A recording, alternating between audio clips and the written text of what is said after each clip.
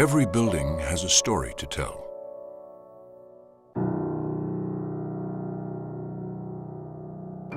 This building has enough stories to fill a book.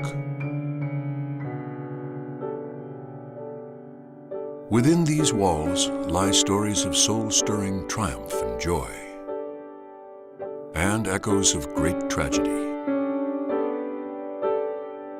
Stories of reverence and profound faith. Tales of the great and mighty, and tales of the simple and poor. For this is God's house.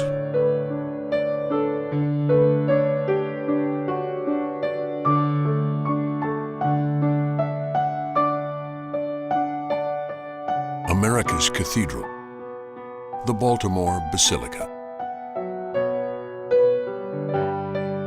The Basilica of the National Shrine of the Assumption of the Blessed Virgin Mary.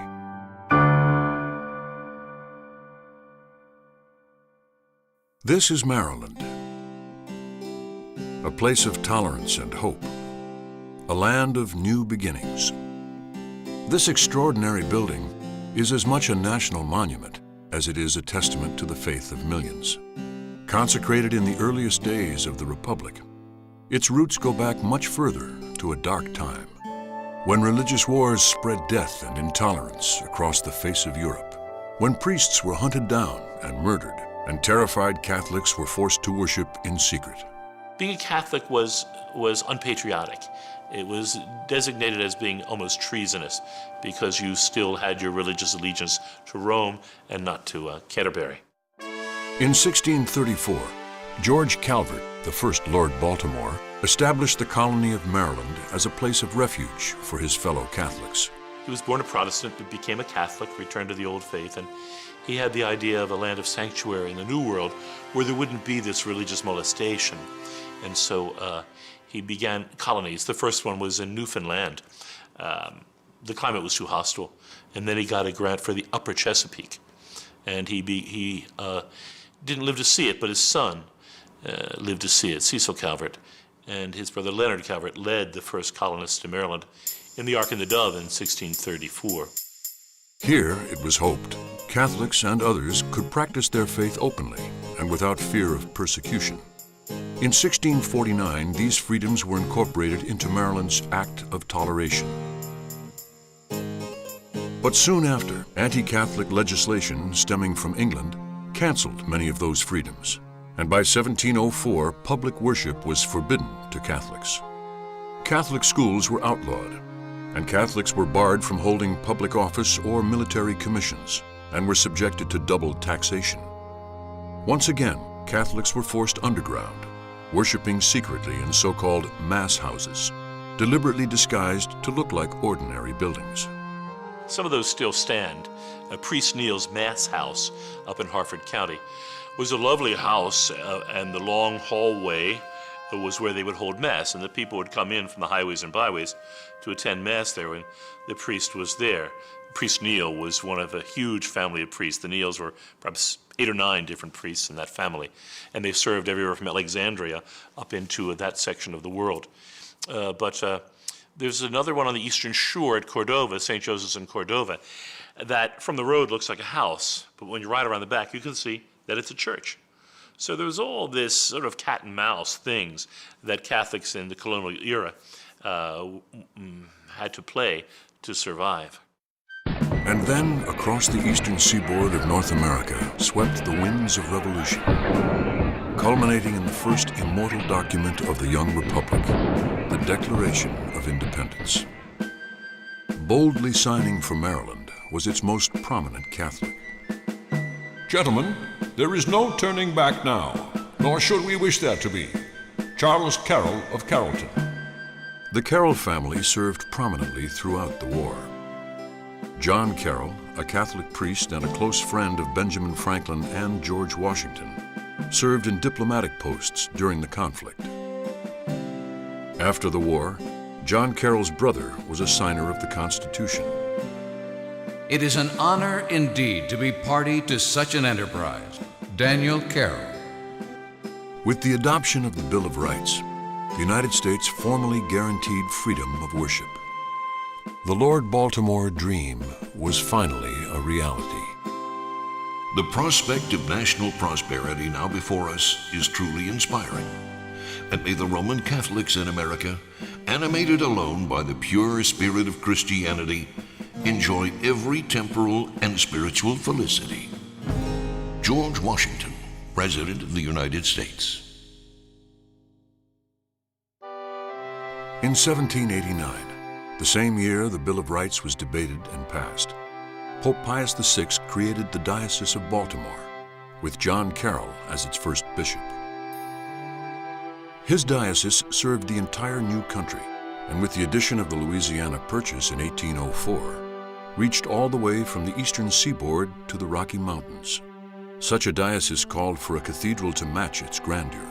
And as always, Bishop Carroll's vision was breathtakingly bold. The location was terribly important. It was outside the city limits originally, on this cathedral hill, and a marvelous location. And you could see it from the harbor, so the immigrants coming up the harbor could see this wonderful church sitting on the hill here. Had been part of Howard's Woods. They bought the property, but it wasn't the first property they bought. They bought something down by the water and let that go and bought this premier property for this grand church.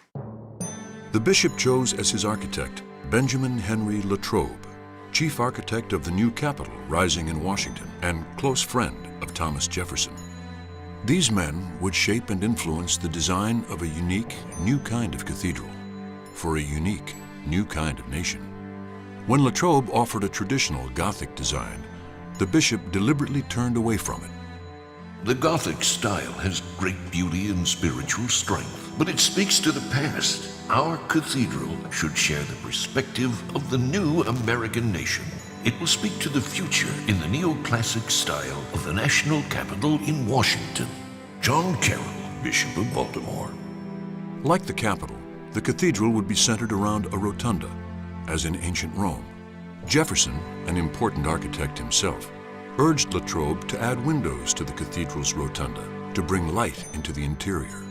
An oculus might indeed prove impractical in our climate, but a glass-covered opening could provide the building with a most welcome additional source of light, as well as forming a dramatic visual linkage to the ancient republics.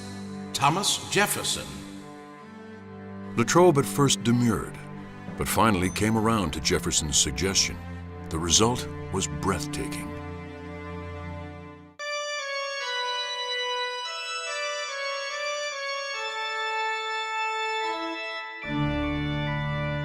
Natural sunlight flooded the interior, highlighting details that otherwise would have been lost in shadows.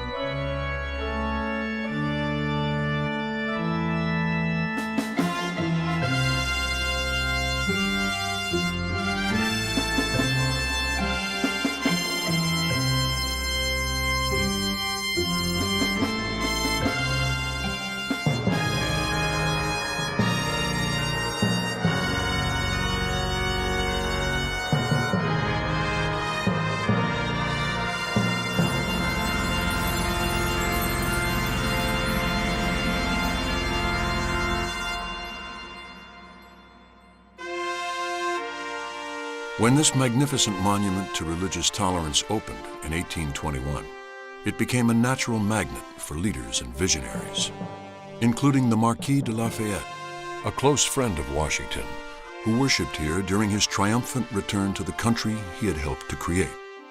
St. Elizabeth Ann Bailey Seton, the first United States-born citizen to be canonized. Ralph Waldo Emerson, the prominent writer and philosopher.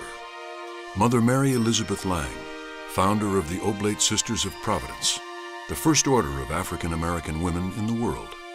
Father Michael McGivney, founder of the Knights of Columbus, who was ordained in the Basilica. Mother Teresa, now Blessed Teresa of Calcutta, and Blessed John Paul II. Because of its unique history, the Basilica has long been an important meeting place for America's bishops, and is known affectionately as the St. Peter's of North America. Here, church leaders from across the country have dealt with a wide variety of landmark issues, including the development of the Baltimore Catechism, the founding of the Catholic school system, and the support of missions to Native Americans and African American communities. A basilica is a title designated by the Pope to a privileged church of significant spiritual or historic importance. Each year, thousands come to discover and share the details of this unique place. The magnificent altar of reservation, flanked by its two carefully restored angels. The figure of Blessed Teresa of Calcutta, so positioned in the south ambulatory so that it may be touched by the faithful. The bishop's chair, from ancient times the symbol of his teaching authority within the church. And on either side of the sanctuary, the twin ceremonial artifacts that define a basilica. The tintinnabulum in the north ambulatory and the canopeum to the south, both reserved specifically for papal processions. And the great dome itself, culminating in the sculpted dove, symbolic of the Holy Spirit. It's a great privilege for me to pay tribute to this magnificent building, a shrine to faith and a monument to patriotism. Ever since its restoration and rededication by my predecessor, Cardinal William Keeler, in the year 2006, hundreds of thousands have come from near and far to share the experience of prayer in this uniquely American house of worship, the Basilica of the Shrine of the Assumption of the Blessed Virgin Mary.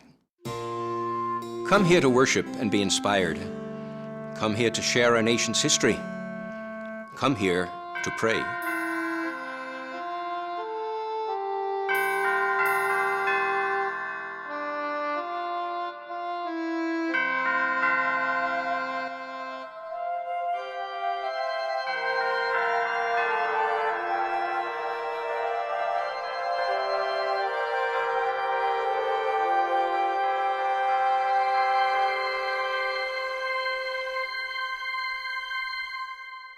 Closest to him on earth, Mary has been assumed into heaven, body and soul, for all time, continuing to enjoy the fullness of Christ's presence.